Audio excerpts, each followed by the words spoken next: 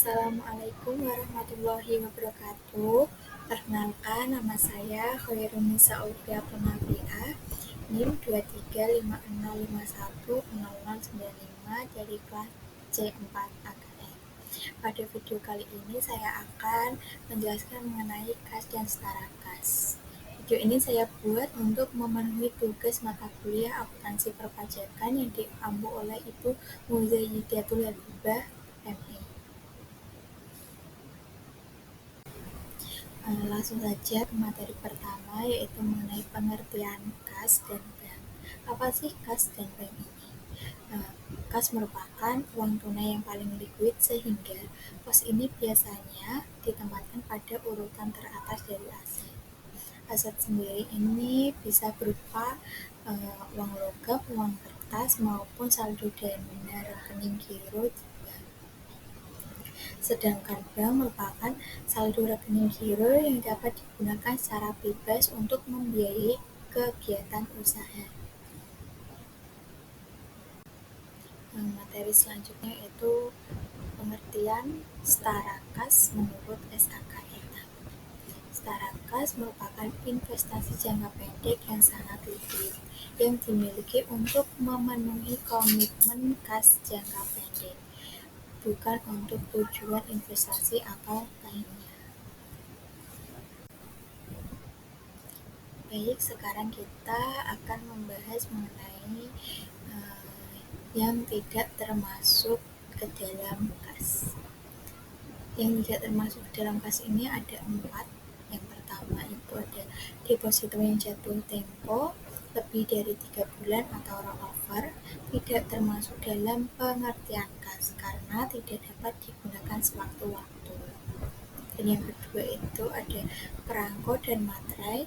Persediaan ini tidak termasuk dalam pengertian kas, sekalipun persediaan ini sering disimpan oleh kasir perusahaan. Dan yang ketiga itu ada kasbon atau uang muka.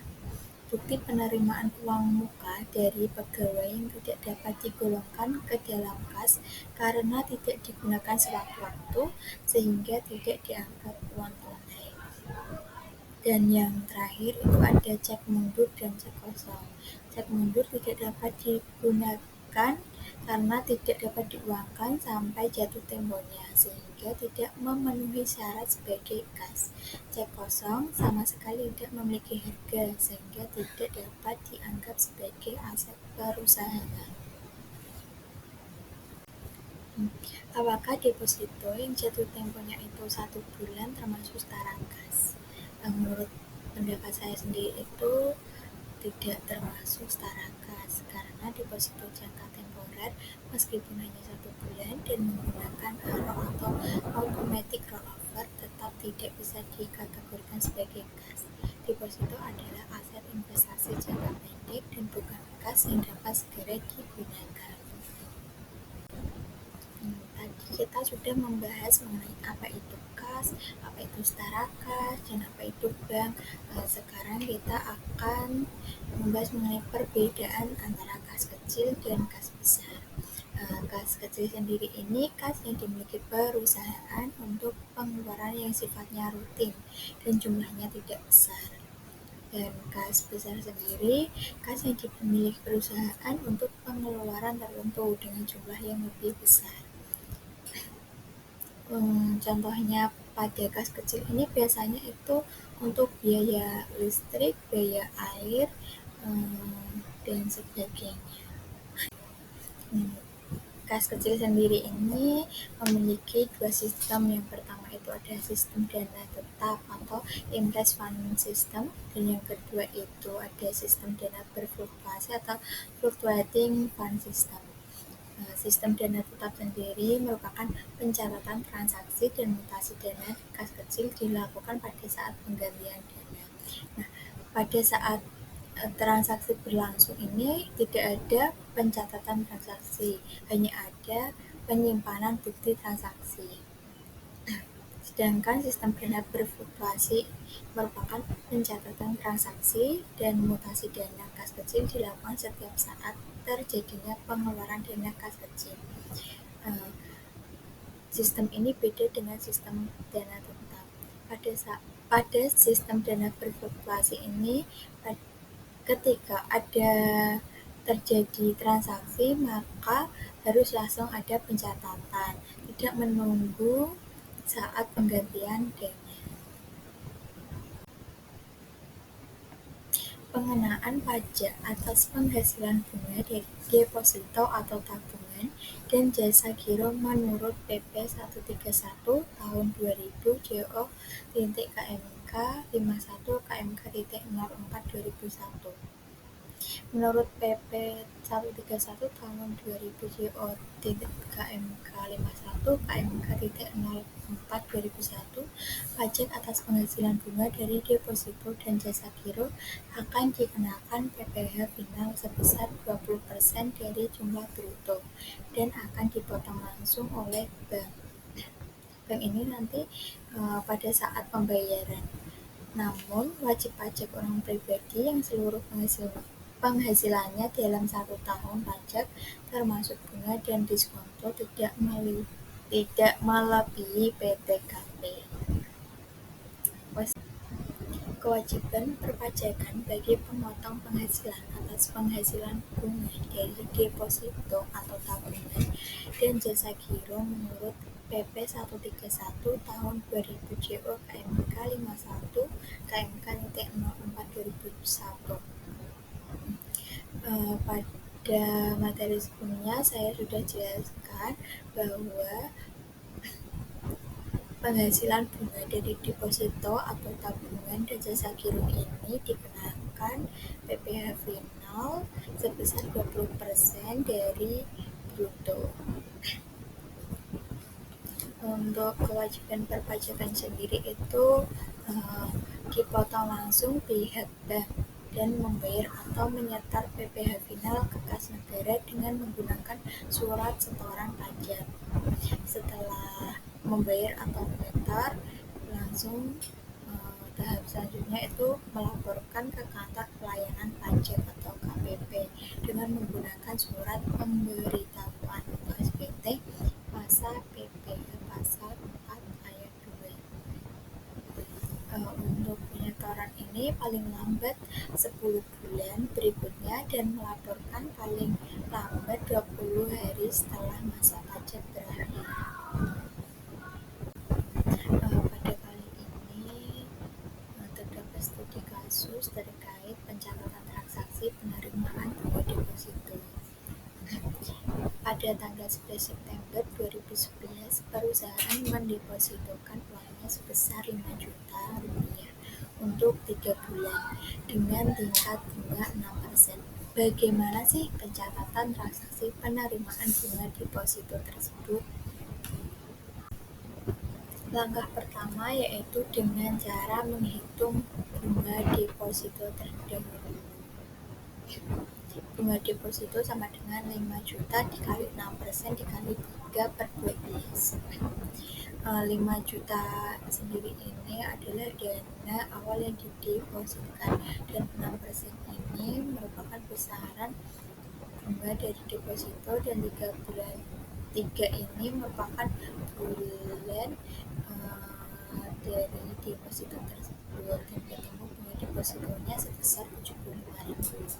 Setelah kita mencari bunga deposito, langkah selanjutnya itu mencari besaran pajak dari bunga tersebut dengan cara mengalihkan bunga deposito dikali dengan 20% atau PPh pasal 4 ayat 2 yang ketemu sebesar 15.000. Untuk penjurnalannya sendiri ini dengan metode gross method. Sebelah debit ada bank dan PPh pasal 4 ayat 2 dan sebelah kreditnya ada pendapatan bunga. Banknya itu 60, PPh-nya 15 dan pendapatan bunganya itu ada 75.000. Studi kasus selanjutnya itu PT Apollo memiliki dana kas kecil dengan sistem IMRES untuk membiayai kebutuhan sehari-harinya. Perusahaan mengeluarkan uang tunai sebesar 3.500.000 untuk membuat kas kecil pada tanggal 1 Juli 2012. Berikut transaksi yang berhubungan dengan kas kecil selama bulan Juli 2021 pada PT Apollo. Pada tanggal 3, membeli tinta printer dan alat tulis untuk perlengkapan kantor sebesar 475.000, dan pada tanggal 6 membayar pengeluaran untuk bensin, tol, dan parkir sebesar 625.000. Dan untuk tanggal 9 membeli materai sebesar 300.000, tanggal 11 membayar pengiriman barang sebesar 250.000, tanggal 13 membeli perlengkapan toko sebesar 560.000, tanggal 16 membayar upah 6 orang pekerja masing-masing sebesar 200.000, dan tanggal 18 mengisi kembali saldo kas kecil, di mana saldo kas kecil yang tersisa adalah 50.000, dan tanggal 20 membayar pengiriman barang sebesar 1.500.000, dan tanggal 24 membayar pengeluaran untuk bensin dan parkir sebesar 400.000, dan pada tanggal 27 menambah saldo kas kecil menjadi 4.800.000, dan pada tanggal 29 membayar upah 7 orang pekerja masing-masing sebesar 300.000, dan tanggal 31 mengisi kembali saldo kas kecil, di mana saldo yang tersisa adalah 875.000.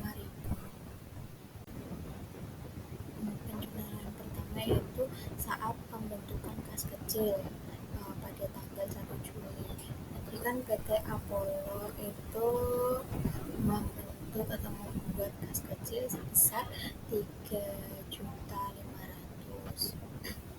Maka di debitnya ini ada kas kecil dan di kreditnya ada kas, karena kasnya sendiri ini nanti berkurang dan akan bertambah di kas kecil. Penjualan selanjutnya yaitu saat pengeluaran dana kas kecil. Pada transaksi tanggal 6 sampai tanggal 16 itu tidak ada pencatatan karena menggunakan sistem impres. Untuk sistem impres tadi kan sudah saya jelaskan, ketika transaksi berlangsung itu tidak ada pencatatan, hanya menyimpan bukti transaksi, dan pencatatannya ini nanti akan dicatat ketika ada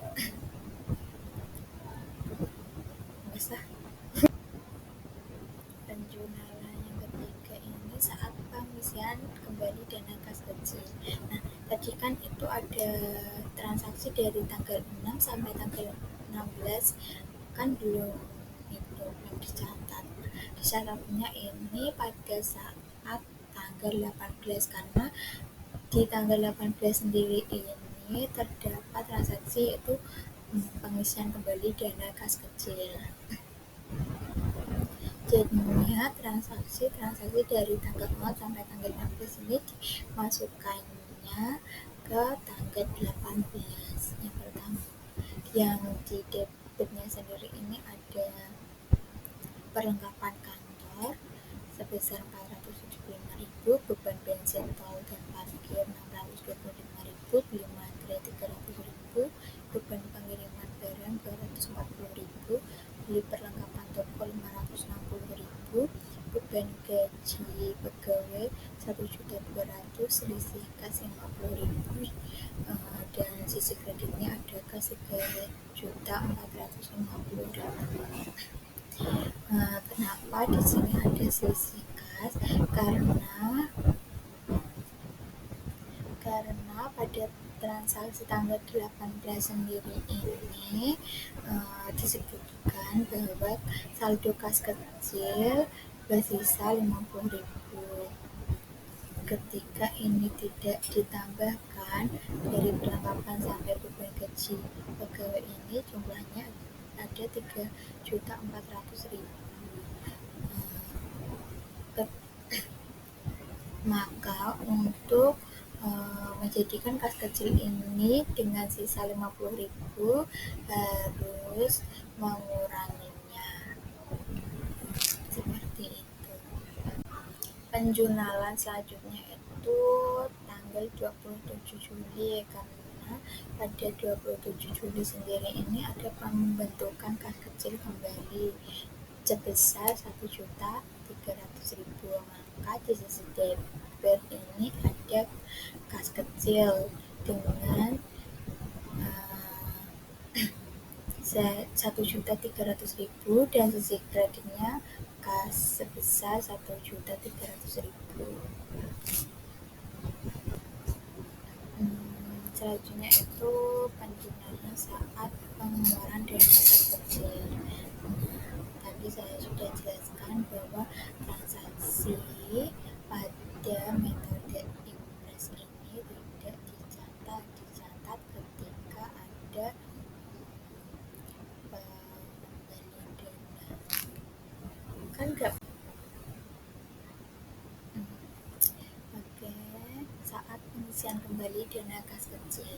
Nah, pada transaksi-transaksi sebelum tanggal 31 ini bisa dicatat pada tanggal 31 ini karena terdapat pengisian kembali dana kas kecil. Pada di sisi debit sendiri terdapat beban pengiriman barang sebesar 1.500.000, beban bensin tol dan parkir sebesar 500.000, dan beban gaji pegawai sebesar 2.100.000. Dan sisi kreditnya itu ada kas sebesar 3.925.000 dan selisih kas ada 75.000. Mohon maaf, ini untuk yang selisih kas di sisi debit ini typo ya, tadi lupa belum saya hapus. Jadi yang benar ini ada di sisi kredit.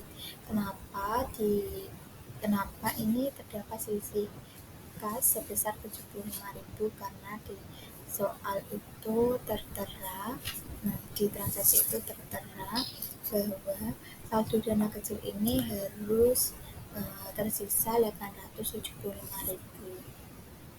Tadi kan itu jumlah total dana kas kecil sendiri kan 4.800.000. Dikurangi beban-beban ini yang jumlahnya 4 juta, jadinya kan masih 800.000 kurang 75.000, jadinya terdapat pengisian kembali dana sebesar 75.000 agar sisa dana kas kecil ini menjadi 875.000. Seperti itu. Terima kasih, sekian penjelasan saya mengenai kas dan setara kas. Mohon maaf apabila ada kata yang menyinggung hati para penonton, teman-teman. Mohon maaf. Wassalamualaikum warahmatullahi wabarakatuh. Sampai jumpa di next video. Sepatu lu, diorang taiku.